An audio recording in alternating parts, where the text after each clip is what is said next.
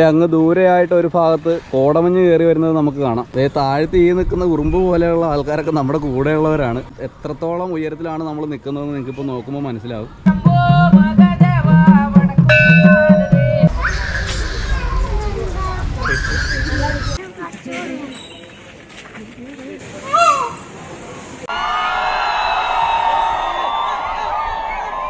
Hi friends, നമ്മുടെ പുതിയ വീഡിയോയിലേക്ക് എല്ലാവർക്കും സ്വാഗതം.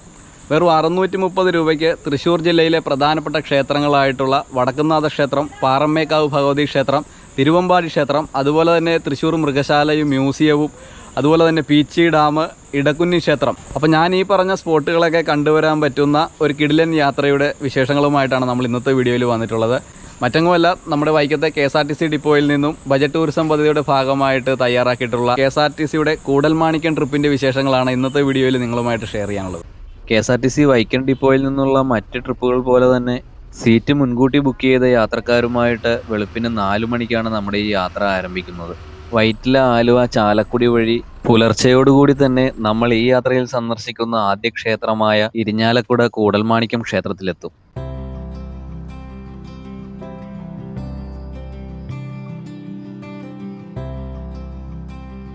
അപ്പോൾ ഏകദേശം 6:30 തന്നെ നമ്മുടെ ഈ തീർത്ഥയാത്രയുടെ ഭാഗമായിട്ടുള്ള ആദ്യത്തെ ക്ഷേത്രമായിട്ടുള്ള ഇരിഞ്ഞാലക്കുട കൂടൽമാണിക്യ ക്ഷേത്രത്തിലാണ് നമ്മളിപ്പോൾ എത്തിച്ചേർന്നിട്ടുള്ളത്. നമുക്കറിയാം, കേരളത്തിലെ തന്നെ ഏറ്റവും പ്രധാനപ്പെട്ട ഭരതക്ഷേത്രങ്ങളിലൊന്നാണ് ഈ കൂടൽമാണിക്യ ക്ഷേത്രം. നാലമ്പല ദർശനങ്ങളുടെയൊക്കെ ഭാഗമായിട്ട് സന്ദർശിക്കാറുള്ള ഏറ്റവും പ്രധാനപ്പെട്ട ഒരു ക്ഷേത്രമാണ് കൂടൽമാണിക്യ ക്ഷേത്രം.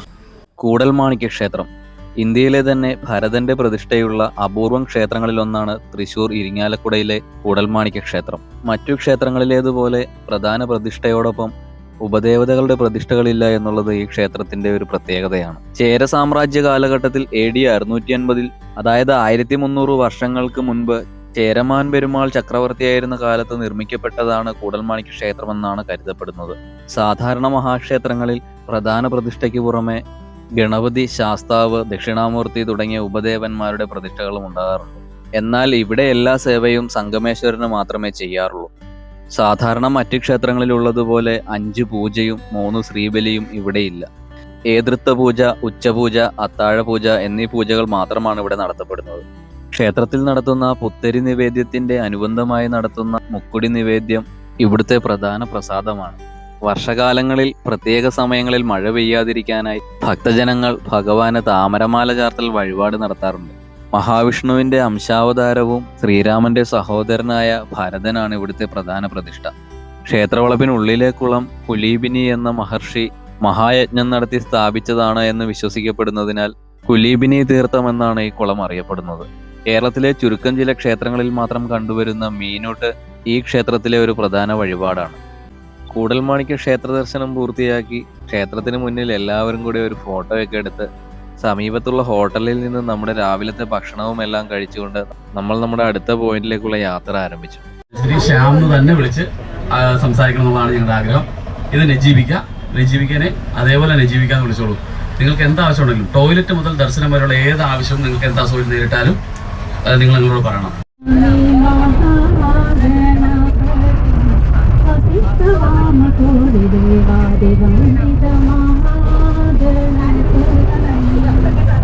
എല്ലാ വിഘ്നങ്ങളും കൂടാതെ നമുക്ക് യാത്ര പോയി വരുവാനായിട്ട് ഗണപതിയോട് പ്രാർത്ഥിച്ചുകൊണ്ട് ഒരു തുടക്കം കുറിക്കും.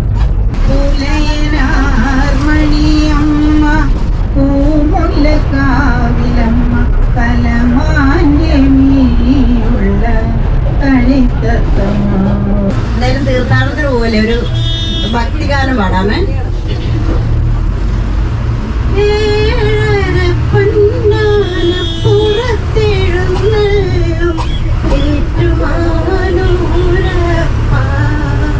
മധുരയ്ക്കും ഓർമ്മകളെ മലർമഞ്ചൽ കൊണ്ടുവരൂ, കൊണ്ടുപോകൂ ഞങ്ങളെ ആ മാഞ്ചുവട്ടിൽ.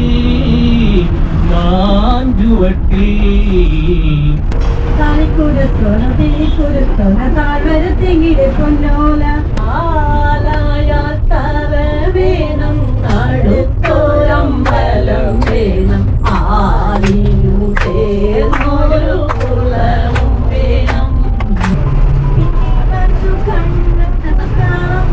കണ്ടു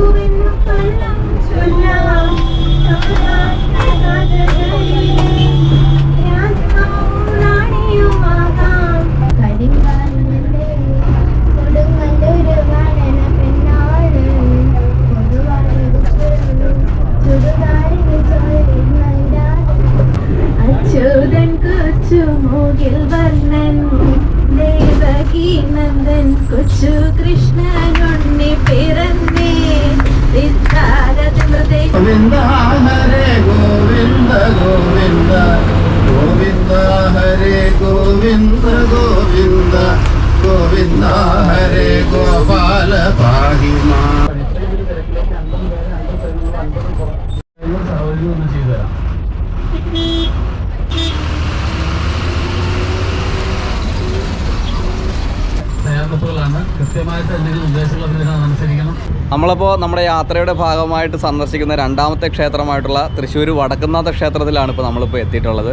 നമുക്ക് ഈ യാത്രയുടെ ഭാഗമായിട്ട് ലഭിച്ച ഏറ്റവും വലിയൊരു ഭാഗ്യമെന്ന് പറയുന്നത് നാളെ തൃശ്ശൂർ പൂരമാണ്. അപ്പോൾ തൃശ്ശൂർ പൂരത്തിൻ്റെ തലേ ദിവസം വന്ന് ഇവിടുത്തെ പൂരച്ചമയങ്ങളും അതുപോലെ തന്നെ ക്ഷേത്രത്തിൻ്റെ പരിസരമൊക്കെ സന്ദർശിക്കുവാനും അതിൻ്റെ ഒരുക്കങ്ങളൊക്കെ കാണുവാനായിട്ട് സാധിച്ചു എന്നത് നമുക്ക് ലഭിച്ചൊരു ഭാഗ്യം തന്നെയാണ്. അപ്പോൾ നമുക്ക് നോക്കിയറിയാം ഇവിടെ തൃശ്ശൂർ പൂരത്തിൻ്റെ ഒരുക്കങ്ങളൊക്കെ പൂർത്തീകരിച്ചുകൊണ്ടിരിക്കുകയാണ്. ഇപ്പോൾ ഗോപുരങ്ങളൊക്കെ പൂമാല കൊണ്ട് അലങ്കരിച്ചുകൊണ്ടിരിക്കുകയാണ്. വടക്കുംനാഥ ക്ഷേത്രം തൃശ്ശൂർ നഗരഹൃദയത്തിലുള്ള തേക്കിൻകാട് മൈതാനിയിൽ ഒത്ത നടുവിലായിട്ടാണ് വടക്കുംനാഥ ക്ഷേത്രം സ്ഥിതി ചെയ്യുന്നത്.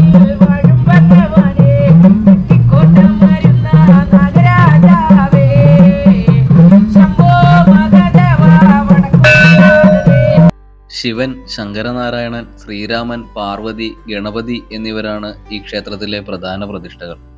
വടക്കുംനാഥ ക്ഷേത്രത്തിന് തൃശ്ശൂരുമായി വളരെയധികം ചരിത്ര പ്രാധാന്യമുള്ള ബന്ധമാണുള്ളത്. ശക്തൻ തമ്പുരാന്റെ കാലഘട്ടത്തിലാണ് ഈ ക്ഷേത്രം ഇന്ന് കാണുന്ന നിലയിൽ പുനർനിർമ്മിക്കപ്പെട്ടത്. കേരളത്തിലെ ഏറ്റവും വലിയ മതിൽക്കെട്ടുള്ള ക്ഷേത്രമാണ് വടക്കുംനാഥ ക്ഷേത്രം. 20 ഏക്കർ വിസ്തൃതിയിലാണ് ഈ ക്ഷേത്ര മൈതാനം നിലകൊള്ളുന്നത്. 4 ദിക്കുകളിലുമായി 4 മഹാഗോപുരങ്ങൾ ഇവിടെ പണിതീർത്തിട്ടുണ്ട്. തൃശ്ശൂർ പൂരത്തിന്റെ ഭാഗമായിട്ട് നടക്കുന്ന എക്സിബിഷൻ സെന്ററിന്റെ പ്രധാന കവാടമാണ് ഈ കാണുന്നത്. പൂരത്തിന്റെ ഭാഗമായിട്ട് ഒരുക്കിയിട്ടുള്ള ഈ എക്സിബിഷൻ സെന്ററിൽ ഒരുപാട് സ്റ്റാളുകളും കാണാനായിട്ടുള്ള കാഴ്ചകളും ഒക്കെ ഉണ്ട്. അപ്പോൾ സമയക്കുറവ് മൂലം നമ്മളിപ്പോൾ അങ്ങോട്ട് കയറുന്നില്ല. ശക്തൻ തമ്പുരാന്റെ കാലത്ത് ആരംഭിച്ച ലോകപ്രശസ്തമായ തൃശ്ശൂർ പൂരത്തിന്റെ തലേ ദിവസം എത്തിച്ചേരാൻ സാധിച്ചതിനാൽ പൂരത്തിന് മുന്നോടിയായിട്ടുള്ള ചില പ്രധാന ചടങ്ങുകൾക്ക് നമുക്ക് സാക്ഷ്യം വഹിക്കാൻ സാധിച്ചു. പൂരത്തിന്റെ വിളംബരം കുറിച്ചുകൊണ്ട് നെയ്തലക്കാവിലമ്മ വടക്കുംനാഥ ക്ഷേത്രത്തിന്റെ തെക്കേ ഗോപുരനട തള്ളി തുറന്നു വരുന്ന കാഴ്ചയായിരുന്നു അതിൽ പ്രധാനം. ക്ഷേത്രമൈതാനത്ത് കൂടിയ 10,000-കണക്കിന് ജനാവലിക്ക് മുന്നിലേക്ക് നെയ്തലക്കാവിലമ്മയുടെ വിഗ്രഹവും തിടമ്പേറ്റിക്കൊണ്ട് ഗജവീരൻ എറണാകുളം ശിവകുമാറിന്റെ കടന്നുവരവ് ജീവിതത്തിൽ ഒരിക്കലും മറക്കാൻ കഴിയാത്തൊരു കാഴ്ച തന്നെയായിരുന്നു.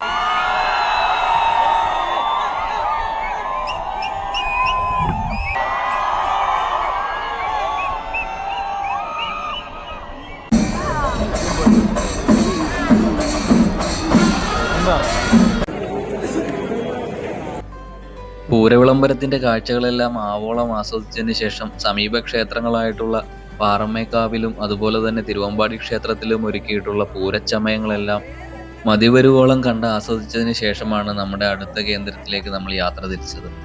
യാത്രയുടെ ഭാഗമായി നമ്മൾ അടുത്തതായി സന്ദർശിക്കുന്നത് തൃശ്ശൂർ മൃഗശാലയും ആർട്ട് മ്യൂസിയവുമാണ്. 1885 ഈ മൃഗശാലയും മ്യൂസിയവും ഇവിടെ പ്രവർത്തനം ആരംഭിക്കുന്നത്. തൃശ്ശൂർ നഗരമധ്യത്തിൽ 13.5 ഏക്കർ വിസ്തൃതിയിലാണ് ഈ മൃഗശാല നിലനിൽക്കുന്നത്. ഈ കൗണ്ടറിൽ നിന്ന് ടിക്കറ്റ് എടുത്തിട്ട് വേണം നമുക്ക് അകത്തേക്ക് കയറുവാനായിട്ട്. 20 രൂപയാണ് മുതിർന്നവർക്ക് ടിക്കറ്റ് നിരക്ക്, കുട്ടികൾക്ക് 10 രൂപയും.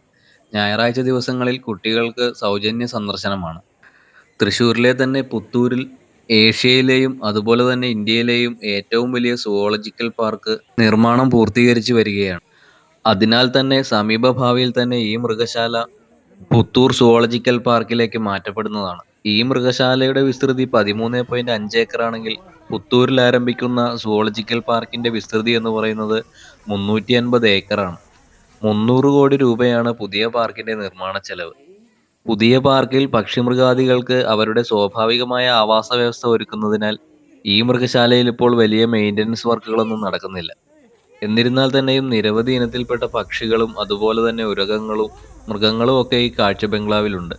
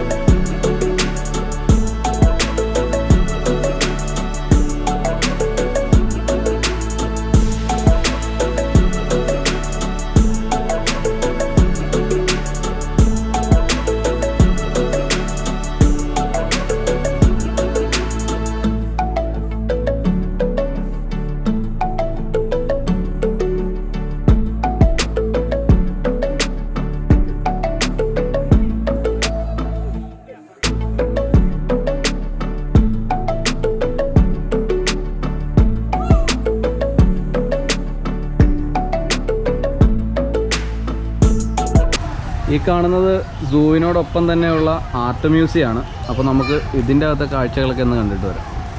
അപ്പോൾ ഇതിൻ്റെ അകത്ത് കയറണമെങ്കിൽ പ്രത്യേകം 10 രൂപ ടിക്കറ്റ് നമ്മളിവിടെ പ്രത്യേകം എടുക്കേണ്ടതുണ്ട്.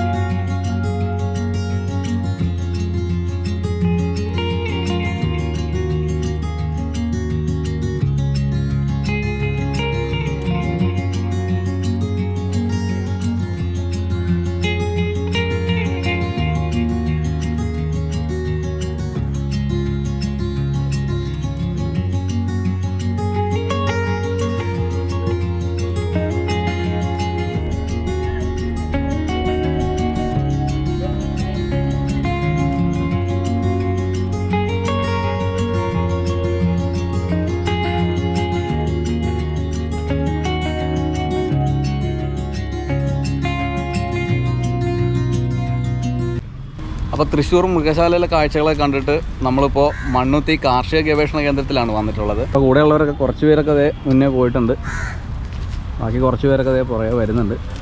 കാർഷിക ഗവേഷണ കേന്ദ്രത്തിൻ്റെ ഒരു ഭാഗം മാത്രമാണ് കേട്ടോ നമ്മളീ കാണിക്കുന്നത്. ഏക്കർ കണക്കിന് വിസ്തൃതിയിലാണ് ഈ ഗവേഷണ കേന്ദ്രം ഉള്ളത്. അപ്പോൾ അത് മൊത്തം നമുക്ക് നടന്ന് കാണുക എന്ന് പറയുന്നതും വീഡിയോയിൽ കാണിക്കുക എന്ന് പറയുന്നതും കുറച്ച് ദുഷ്കരമായിട്ടുള്ളൊരു കാര്യമായതുകൊണ്ട് നമ്മൾ ഈ എൻട്രൻസ് മാത്രമേ കാണിക്കുന്നുള്ളൂ. നമ്മുടെ കൂടെ വന്നവർ കുറച്ച് പേരൊക്കെ തയ്യും കാര്യങ്ങളൊക്കെ മേടിക്കുന്നുണ്ട്.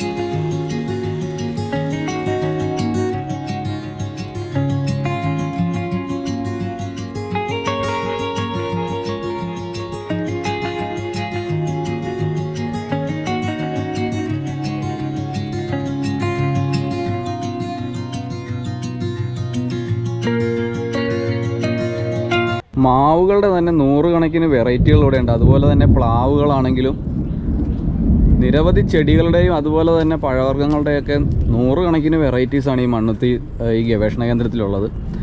അപ്പോൾ നമ്മളിത് നടന്ന് കാണുക എന്ന് പറഞ്ഞിട്ടുണ്ടെങ്കിൽ വളരെ സമയം വേണ്ടൊരു പരിപാടിയാണ്. അപ്പോൾ ഈ കാണുന്നതൊക്കെ വിവിധ പഴവർഗ്ഗങ്ങളുടെയും ചെടികളുടെയും പച്ചക്കറികളുടെയും ഒക്കെ വിത്തുകൾ ഉൽപ്പാദിപ്പിക്കുന്ന ഭാഗങ്ങളാണ് ഈ കാണുന്നതൊക്കെ. അപ്പോൾ ഇവിടുന്ന് നമുക്ക് ആവശ്യമുള്ളത് എടുത്തിട്ട് കൗണ്ടറിൽ കൊണ്ടുപോയി പണം അടച്ചിട്ടുണ്ടെങ്കിൽ നമുക്കത് കൊണ്ടുപോകാനായിട്ട് സാധിക്കും. തൃശ്ശൂർ മണ്ണുത്തി ഗവേഷണ കേന്ദ്രത്തിൽ നിന്നുള്ള തൈകളെന്ന് പറഞ്ഞിട്ടുണ്ടെങ്കിൽ കേരളത്തിൽ വളരെ ഡിമാൻഡുള്ള തൈകളാണ്.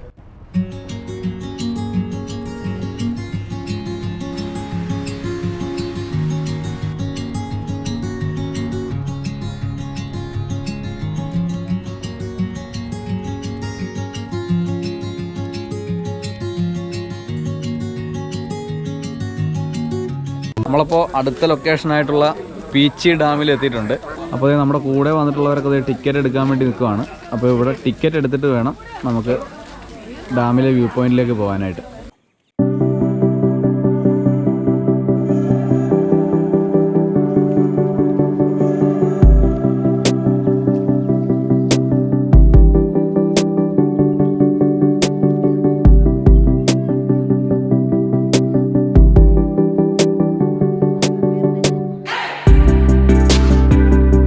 നമ്മളിപ്പോൾ താഴത്തുനിന്ന് കണ്ട പവലിയനിലേക്കാണ് നമ്മളിപ്പോൾ കയറിക്കൊണ്ടിരിക്കുന്നത്.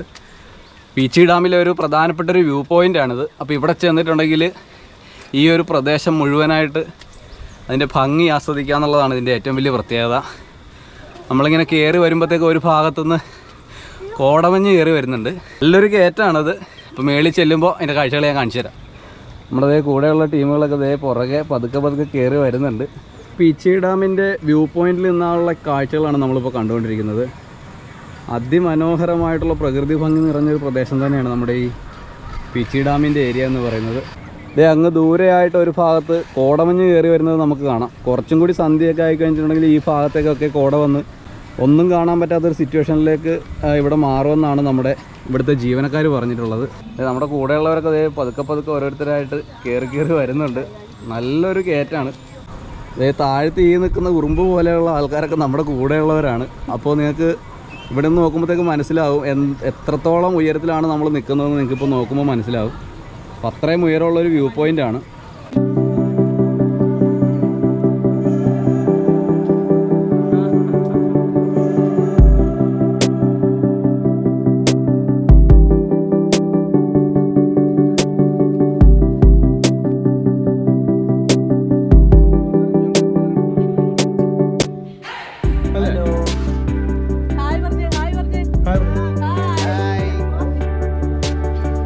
ഹലോ.